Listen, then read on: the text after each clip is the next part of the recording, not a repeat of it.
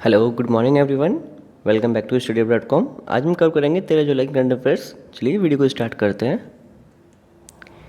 Recently Yashpal Sharma ji का निधन हो गया। ये हमारे 1983 का वर्ल्ड कप था, उस टीम के स्क्वाड थे और 1983 का वर्ल्ड कप के कैप्टन थे कपिल देव। और उस कप का जो नाम दिया गया था वो था प्रूडेंशियल कप। Prudential cup. हमारी फाइनेंस मिनिस्टर श्रीमती निर्मला सीतारमण और भूटान के फाइनेंस मिनिस्टर मिस्टर लॉन्पोल नाम के शेरिंग ने लॉन्च कर दिया है भीम यूपीआई को। कहाँ पे? भूटान में। उन्होंने भीम यूपीआई को लॉन्च कर दिया है भूटान में, और भूटान की कैपिटल थिम्पू और करेंसी है नकुलट्रम। नकुलट्रम। नेक्स्ट चलता है। एनटीपीसी ने सेटअप किया इंडिया का सिंगल लार्जेस्ट सोलर पार्क। कहाँ पर? खावड़ा गुजरात में। यहाँ पर रन ऑफ कच्छ है, वहाँ सेटअप किया है इंडिया का single largest solar park.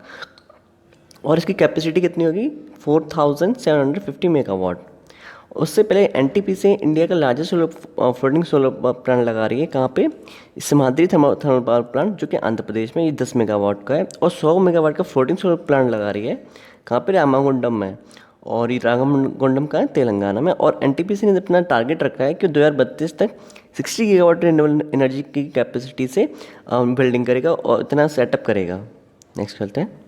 Minister of tourism Shri जी किशन रेड्डी ने अपने अभी चेयर किया था ब्रिक्स की जो समिट हुई थी, ब्रिक्स टूरिज्म मिनिस्ट्री की मीटिंग को, उसको। इनको मिनिस्टर ऑफ टूरिज्म हमारे कौन है? जी किशन रेड्डी। हमारे पहले एनवायरमेंट मिनिस्टर थे दिग्विजय सिंह। उनका देहांत हो गया और वो कहाँ से बिलोंग करते थे? गुजरात से। गुजरात में एनजीटी ने परमिशन दे दी है कि वो विश्वामित्री रिवर प्रोजेक्ट के लिए, विश्वामित्री रिवर प्रोजेक्ट, उसके लिए परमिशन दे दी गुजरात को। और एक स्वीडन की कंपनी है आइकिया। कौन सी कंपनी? आइकिया। वो अपना मोबाइल शॉपिंग और ई कॉमर्स सेंटर कहाँ लगा रही है? अहमदाबाद में, वडोदरा में और सूरत में। और रिसेंटली एक एंडेंजर कैट है, कैराकल कैट। कैराकल कैट, इसको रिसेंटली देखा गया था। कहाँ पे? गुजरात में और राजस्थान में। नेक्स्ट चलते हैं। जगन्नाथ यात्रा शुरू हो गई है। कहाँ पे? पुरी, और पुरी है उड़ीसा में। जगन्नाथ टेम्पल को बताया जाता है कि इट अराउंड 12th सेंचुरी में सेटअप किया गया था। किसके द्वारा? गंगा डायनेस्टी के एक राजा हुआ करते थे, किंग अनंतवर्मन, उनके द्वारा। और जगन्नाथ टेम्पल को हम यामनिका तीर्थ टेम्पल भी बोलते हैं। यम से रिलेटेड है। और उड़ीसा में कुछ टेम्पल्स और हैं, जैसे गुंडीचा टेम्पल है, एक कोणार्क सन टेम्पल है, इसको हेरिटेज साइट भी दिया गया है, यूनेस्को हेरिटेज साइट का दर्जा दिया गया है। एक लिंगराज टेम्पल है। यहाँ पे तरीना टेम्पल है। और उदयगिरी की केव्स और खांडगिरी की केव्स हैं उड़ीसा के अंदर। नेक्स्ट चलते हैं। Recently Lemru elephant reserve news में इसलिए आ गया था क्योंकि ये छत्तीसगढ़ की जो गवर्नमेंट है, उन्होंने कहा है कि वो इसका एरिया घटा के कम कर देंगे, 450 स्क्वायर किलोमीटर कर देंगे, जिससे ह्यूमन एनिमल की जो कॉन्फ्लिक्ट होती है वो कम हो जाए, और जो प्रॉपर्टी का डिस्ट्रक्शन होता है वो भी काफ़ी हद तक कम हो जाए। इसलिए ये इन्होंने इसको एरिया को डिग्रेड करने की बात कही है। और आपको छत्तीसगढ़ की वाइल्ड लाइफ के बारे में बता देता हूँ। यहाँ पे अचानक में टाइगर रिजर्व है, एक इंद्रावती टाइगर रिजर्व है, सीता नदी उदांती टाइगर रिजर्व है, कांगरवली नेशनल पार्क है, बादलखोल एलिफेंट रिजर्व है, और यहाँ पे एक कांगरवली संजय नेशनल पार्क भी है। संजय नेशनल पार्क भी है। और यहाँ की कुछ इंपॉर्टेंट वाइल्ड लाइफ सेंचुरी, जैसे कि एक है बादलखोल हो गई, सीता नदी हो गई, बरनापारा वाइल्ड लाइफ सेंचुरी, एक उदांती वाइल्ड लाइफ सेंचुरी है, उदांती वाइल्ड लाइफ सेंचुरी। और एक है Bhairamgarh wild life sanctuary, Bhairamgarh Bhoramdev wild life sanctuary. और एक है Pamed wild life buffalo sanctuary, Pamed wild buffalo sanctuary. और छत्तीसगढ़ के इंपॉर्टेंट क्वेश्चन बता देता हूँ जो रिसेंटली किए गए हैं यहाँ पे। छत्तीसगढ़ में जो हमारे चीफ जस्टिस हैं, उनका नाम क्या है? प्रशांत कुमार मिश्रा। और इंडस मेगा फूड पार्क लगाया जा रहा है छत्तीसगढ़ में, इंडस मेगा फूड पार्क। और एक अवार्ड होता है जो छत्तीसगढ़ की सरकार देती है, छत्तीसगढ़ वीरनी अवार्ड। छत्तीसगढ़ वीरनी अवार्ड ये किसको दिया गया है? ये दिया गया है द्युति चंद को, द्युति चंद को। और यहाँ पे एक टेम्पल भी है, माँ बम्बलेश्वरी देवी टेम्पल, उसका फाउंडेशन स्टोन रखा है अभी। जो हमारे फॉर्मर टूरिज्म मिनिस्टर थे प्रहलाद सिंह पटेल, उन्होंने किसके लिए? माँ बम्बलेश्वरी टेम्पल, माँ बम्बलेश्वरी टेम्पल के लिए। और एक नई स्पाइडर की स्पीसीज खोजी गई थी, मकड़ी की स्पीसीज खोजी गई थी, उसका नाम क्या दिया गया है? जयंती। क्या नाम दिया गया है? जयंती। नेक्स्ट चलते हैं। बिहार में ये रिसेंटली न्यूज़ में आया था केसरी बुद्धा स्तूप, और यहाँ पे एक टेम्पल है महाबोधि बोधि टेम्पल, इसको यूनेस्को हेरिटेज साइट का दर्जा दिया गया है।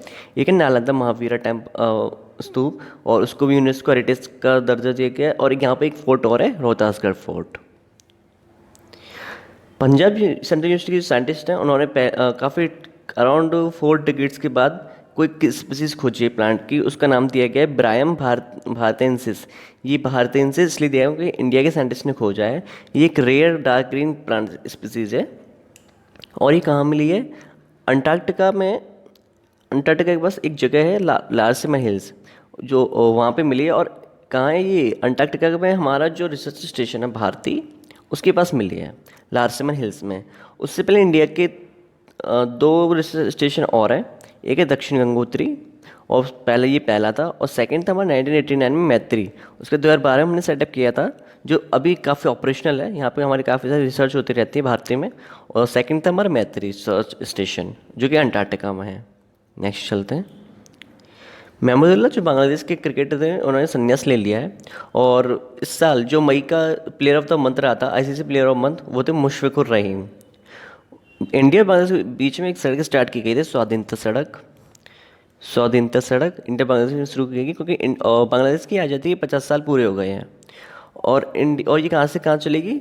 ये बांग्लादेश में एक जगह है मुजीब नगर, मेहरपुर डिस्ट्रिक्ट में, वहाँ से चलेगी इंडिया तक। और इंडिया और बांग्लादेश के बीच एक थर्ड ट्रेन चलाई गई है, मिताली एक्सप्रेस, जो चलेगी न्यू जलपाईगुड़ी से कहाँ पे? ढाका तक।